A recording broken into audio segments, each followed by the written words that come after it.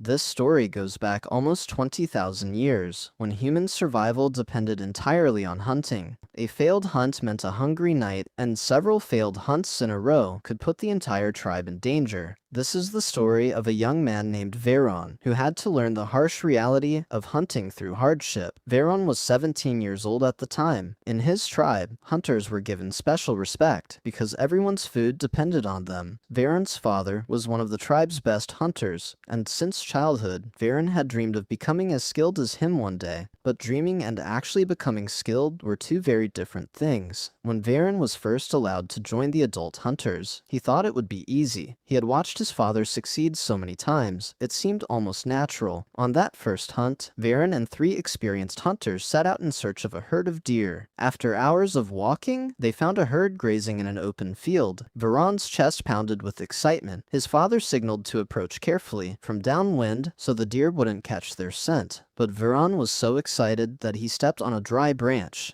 It snapped loudly, and instantly the entire herd went on alert, then bolted away. Veron's father said nothing, just let out a quiet sigh. But Veron couldn't forgive himself. That evening, the group returned empty-handed. The rest of the tribe was disappointed, though no one blamed Veron directly. Still, Veron felt a question in everyone's eyes. Was the new boy really ready? The next day, Veron's father called him aside. "Hunting isn't just about throwing a spear," he said. "Hunting begins with patience, with silence. Your body has to become part of the forest, not something separate from it." He began teaching Veron how to step without sound, how to read the wind's direction from the movement of fur or dust, how to sit still for long stretches, even if insects landed on his skin. At first, Veron grew restless during these patience exercises. Once, his father made him sit behind a bush for an entire hour without moving. The first 10 minutes felt unbearable to Veron, but slowly, he noticed that staying still made the world around him come alive. The movement of birds, small animals passing by, subtle shifts in the wind. Over several weeks, Veron's father taught him how to read the behavior of different animals. When a deer raises its head with ears pricked, it means it's become alert. When it flicks its tail rapidly, it means it's preparing to flee. When it grazes calmly with its head down, that's the real opportunity. Veron learned that every animal has its own pattern. When they go to drink water, when they rest, which paths they repeatedly travel. This knowledge wasn't written in any book. It came only from years of observation.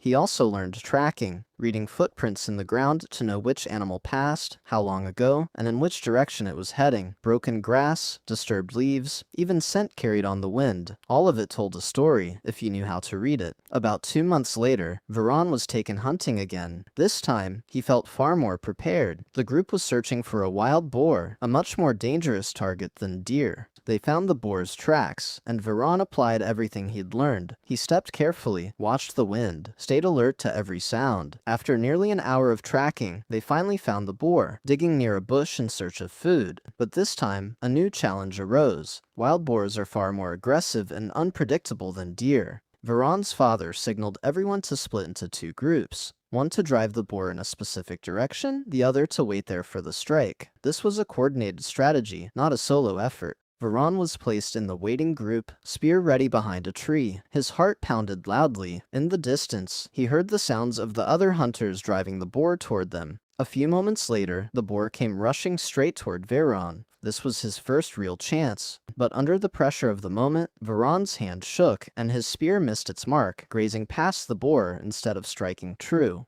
The boar was slightly wounded, but only grew angrier, changing direction and fleeing. Veron sank to the ground in frustration. Failure again, but this time, his father placed a hand on his shoulder. "You missed, but you didn't panic. You didn't run." That was the real test. That night, back in the cave, Veron's father explained what had gone wrong. "Your eyes weren't on the target, they were on your fear. Before you throw the spear, you have to be completely calm, even when the animal is charging straight at you." He taught Veron a new exercise, throwing the spear repeatedly at a fixed tree trunk, each time steadying his aim, controlling his breath. Day after day, Veron continued this practice. Mornings, afternoons, even in the rain. Slowly, he came to understand that the secret to a perfect throw wasn't just physical skill, but stillness of mind. When he felt fear, his hand trembled. When he stayed calm, his spear flew true. Early that winter, a crisis struck the tribe. The number of huntable animals in the nearby area had dropped. Perhaps another tribe was hunting the same territory, or the animals had simply moved elsewhere. Food supplies began to dwindle, and anxiety spread through the tribe. Veron's father and the other hunters went out every day, but often returned empty-handed. Children began to go hungry. Veron felt the full weight of the situation. This was no longer just about his own pride, but about the survival of the entire tribe. One day, Veron's father fell ill, gripped by fever, unable to leave his bed. The tribe's other skilled hunters had also grown exhausted and discouraged after 2 straight weeks of failed hunts. In this critical moment, the tribe's leader turned to Veron. "You need to lead today."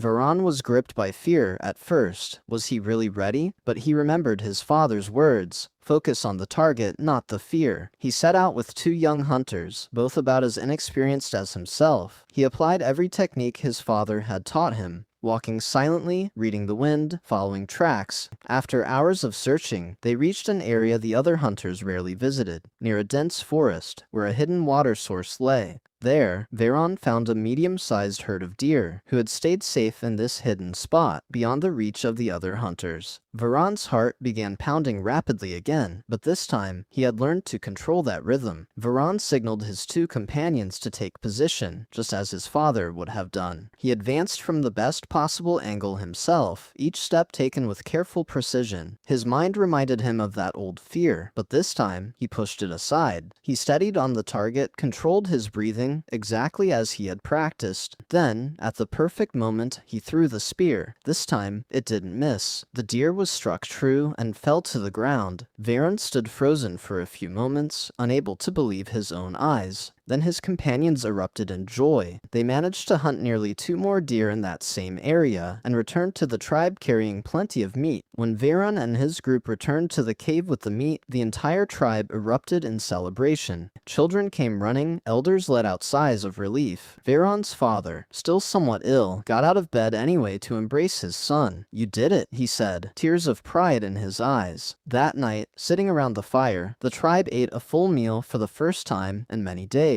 Veron shared the location of that hidden spot with everyone, so the knowledge could be used again in the future. That day, Veron understood that hunting was never just about the skill of throwing a spear. It was a lesson in patience, a lesson in understanding nature, a lesson in mastering one's own fear, and most importantly, a lesson in learning from failure. Every failed hunt had, little by little, prepared him for that final moment when the tribe needed him most. Today, thousands of years later, this same lesson still holds true. Failure is inevitable on the path to any skill, any goal, but those who stay patient, who face their fear, and try again and again, are the ones who eventually find that perfect moment, when all their preparation comes together into success.